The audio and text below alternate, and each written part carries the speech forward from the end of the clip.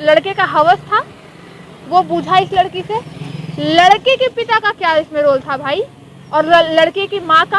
मेरा वाला ऐसा नहीं है, तुमको भी लगेगा तुम्हारा वाला ऐसा नहीं है, लेकिन सबका वाला वही होता है, चूतिया होता है। वो यूज करेगा और यूज करने के बाद तुमको छोड़ देगा। बाद ही आता है धनबाद, वहाँ पे रूम लिया वो ओयो में, आशियाना गेस्ट हाउस में रूम लिया, और उसके बाद मेरे को मिलने के लिए बुलाया कि आओ तुमसे मिलने के लिए आए हैं।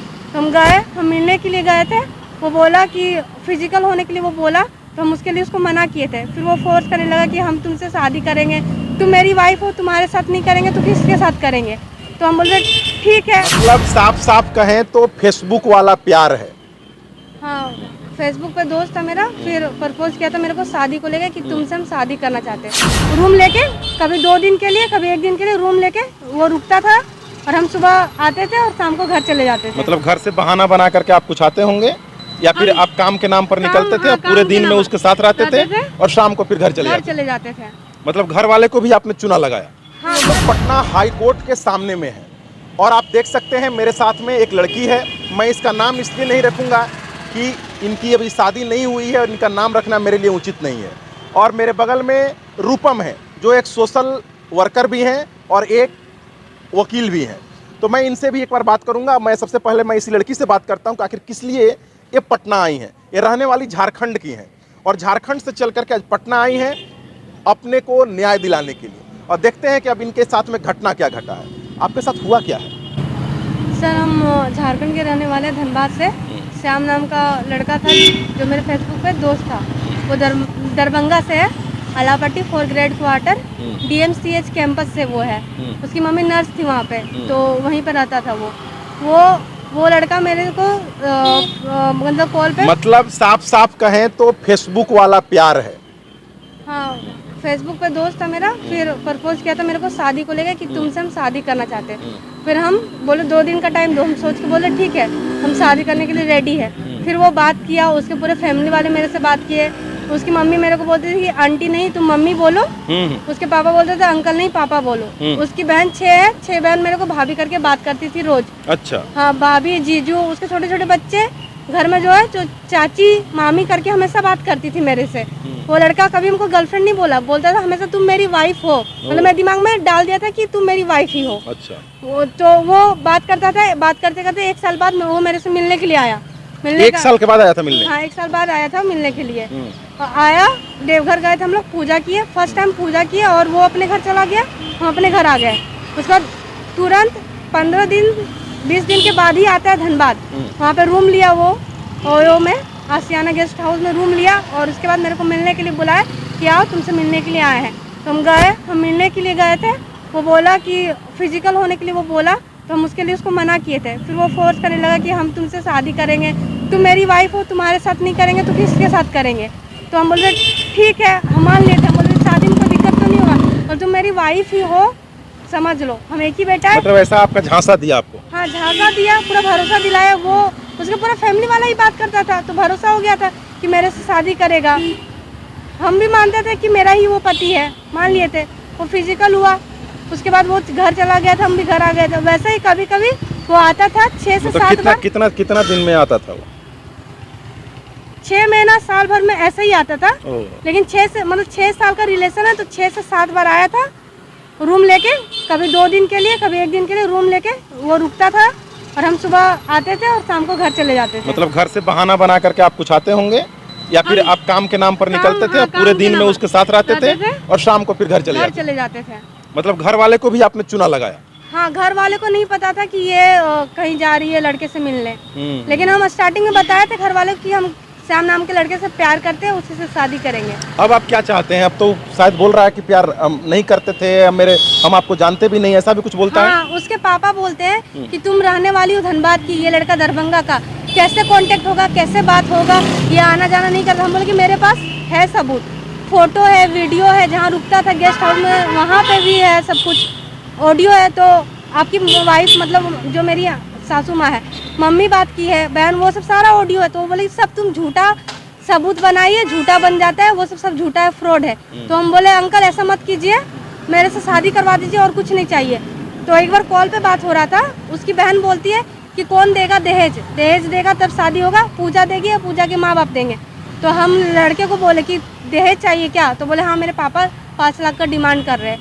तो हम बोले ठीक है, हम तो दहेज नहीं देना चाहते हैं, अरेंज मैरिज हो या लव मैरिज दहेज नहीं देंगे। लेकिन वो उसके घर वाले बहन, उसकी जो बहन थी वो रोज़ कॉल करती थी, वो बोलती थी कि यदि शादी नहीं करोगी तो श्याम का कहीं और करवा देंगे। 1 साल तक कॉल की और शादी के लिए बोली, भागने के लिए बोली। तो हम लास्ट टाइम भागने के लिए भी रेडी हो गए। मतलब उसके परिवार लोग बोल रहा था कि भाग करके तुम चले आओ, तुम्हारा शादी करवा दे रहे हैं। हाँ, शादी करवा दे रहे हैं। हाँ। तो हम उस लड़के को बोले ठीक है 1 साल में हम पैसा का भी जुगाड़ कर लेंगे और भाग के भी आ जाएंगे, शादी कर लेंगे तुमसे। कितना पैसा मांगा था लोग? 5 लाख का बोला था। 5 लाख रुपया मतलब आप लेकर के आने के लिए भी तैयार हो गए थे? हम बोले थे 1 साल का टाइम दो, कमा के हम जमा करके और आएंगे, शादी मतलब करेंगे। आप देखिए कि लड़की इतना प्यार में पागल थी कि 5 लाख रुपया भी अपने से कमा करके दहेज देने के लिए तैयार हो गई थी। लेकिन इसके बावजूद भी जो लड़के वाले लोग हैं और जो लड़का है फिर भी नहीं माना। हाँ, फिर भी नहीं माना। उसकी बहन और मम्मी मेरे पेरेंट्स को कॉल करके, मेरी मम्मी कॉल करके बोली कि लड़की काली है और मेरा बेटा गोरा है, तुमसे शादी करवाएंगे क्या, श्याम इतना स्मार्ट लड़का है, तुम हो उसके लायक। मेरी मम्मी ये बात मेरे को बताई। तो फिर हम लड़के को बोलने लगे कि पहले देखना चाहिए था ना, गोरा काला ये सब करके। तो लड़का बोला कि मेरे फैमिली वाले बोल रहे हैं, हम तो नहीं बोल रहे ना, हम करेंगे, मतलब झूठ का बोला हम करेंगे, तुम रुक जाओ, तुम FIR दर्ज मत करना या थाना वाना मत जाना। तो हम उसके बाद वो रुके हुए थे, हम नहीं गए। वो बोला कि ठीक है लेने आएंगे। फिर वो डायरेक्ट बोलता है कि अब हम यहाँ शादी किसी और से कर ले रहे हैं जहाँ जबरदस्ती हो रहा है, और तुमसे करके तुमको हम बाहर में रखेंगे, रखेल बना के। तो हम बोले हम इसके लिए रेडी नहीं हुए थे। तो वो बोला था ठीक है, यदि तुम नहीं रखेल बन, मतलब शादी करके बाहर तुम नहीं रहना चाहती हो तो फिर हम कुछ नहीं कर सकते, फिर तुम अपने रास्ते देख लो, हम अपने रास्ते देख लेते हैं। अच्छा। उसके पापा भी बात किया, हम उसके पापा पर बहुत रोए गिड़गिड़ाए कि अंकल वो मेरे से शादी करवा दीजिए, जो बोलिएगा वो करेंगे, जो दहेज होगा वो करेंगे। तो उसके पापा बोले, उसकी बहन भी बोले कि 15 लाख दहेज मिल रहा है, तुम तो 5 ही लाख दोगी, हम लोग तुम कहाँ से कर पाओगी। शायद जैसा कि अभी आप बता रहे थे कि उस लड़का के साथ शादी भी हो चुकी है। हाँ, शायद शादी हो गया उसका, क्योंकि आपको जानकारी नहीं है? जानकारी नहीं है, क्योंकि नवंबर में उसका तिलक था। तो उस दिन कॉल करके वो बोला था, नवंबर में तिलक था, वो बोला था कि तुम जाके थाना में FIR दर्ज करो, मेरा तिलक हो रहा है। तो हम बोले तो तुम करो, तुम वहाँ पे है, हम कैसे करेंगे। मेरे को घर से निकलने का तब परमिशन नहीं था, घर के अंदर हम रह रहे थे। तो उसके बाद वो बोला कि ठीक है। हम बोले कि यदि तिलक होगा तो बताना। फिर हम लास्ट टाइम मान गए कि तुम नहीं निकल सकता तो हम सब करेंगे, हम आ जाएंगे तुम्हारे यहाँ पे बात करने के लिए, शादी करेंगे, हम लोग भाग चलेंगे। तो फिर वो रात में कॉल करता, बोलता तिलक नहीं हुआ, झूठ बोला वो, जबकि हो चुका था। दूसरे दिन वो भी भाग गया थे दिल्ली वैली। कुछ दिन तक मेरे से बात किया, कॉन्टेक्ट में था कि पूजा हम तुमको भगा के ले आएंगे, हम लोग साथ में रहेंगे। तो हम बोले ठीक है, हम राजी थे। उसके बाद कुछ दिन के बाद ही वो फिर बोलने लगा भाई कि बाहर साइड से रखेंगे। मतलब आप भागने के लिए भी तैयार हो चुके थे? हाँ, 1 साल से 1.5 साल से वो भागने को, वो उसकी बहन भी बोलती थी कि तुम भाग के शादी करो। अभी आप जो पटना आए हैं तो क्या इसकी जानकारी आपके पिताजी को है? नहीं, मेरे घर वाले हमको घर से बाहर निकाल दिए थे। तो घर वाले घर से बाहर निकाल दिए? हाँ, उन लोगों को पता चला कि ऐसा, मतलब वो फिजिकल हो चुकी है और उसी के साथ रहना है। वो लोग बोल रहे थे कि तुम जहाँ हम लोग चाहते हैं शादी करके अच्छे से रहो, नहीं तो उस लड़के के चक्कर में भी है तो उसको अभी बुला, आज बुला, कल बुला, जब आता है बुला, और नहीं वो आता है तो फिर उससे बात मत करना, कांटेक्ट में नहीं रहना, और जहाँ शादी करवाना चाहते हैं वहाँ तुमको शादी करना पड़ेगा। तो बोले हम अब कभी शादी नहीं करेंगे। तो कभी शादी ही नहीं करिएगा? नहीं, कभी शादी नहीं करेंगे, हमको ऐसे ही रहना, बस इंसाफ चाहिए, कोर्ट कचहरी करके बस इंसाफ वो दिला दे। तो मेरे घर वाले बोले थे कि बदनामी होगा, कुछ नहीं हासिल होगा, वो उसका एक ही बेटा है, सब कर लेगा। अभी आपका काम कैसे चलता है? अभी काम आता है, लेकिन इतने डिप्रेशन में कि काम हम कर ही नहीं पाते, रात भर नींद नहीं आता है। तो मुश्किल से उतना ही काम कर रहे हैं कि मेरा बस खर्चा निकल जाए, और काम होता ही नहीं, बहुत मुश्किल से करते तो कभी हाथ कट जाता है, चलाते चलाते मशीन सुई घुस जाता है, मतलब मेरा दिमाग नहीं काम कर रहा, हम कर ही नहीं पा रहे काम आता है लेकिन काम नहीं कर पा रहे। उन लड़कियों के लिए क्या संदेश देना चाहेंगे जो लड़की आजकल प्यार के बहकावे में आ जा रही है, जो फेसबुक से जो प्यार करके सोचती है कि नहीं हम उससे शादी कर लेंगे, वही मेरा जीवन है, वही मेरा कैरियर है, उसके लिए क्या कहेंगे?